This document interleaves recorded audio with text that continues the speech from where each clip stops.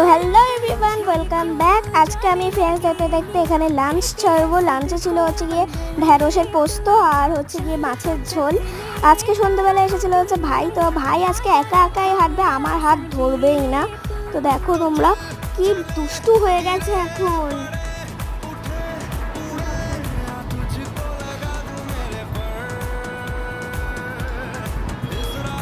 আর এখানে আমি সন্ধ্যেবেলা আজকে আইসক্রিম খাচ্ছিলাম, আইসক্রিম খেতে খেতে পড়তে বসে গেছিলাম। তো পর থেকে উঠে এখানে আমি ডিনার সারছি। ডিনারে ছিল ভাত আর মাছের ঝোল।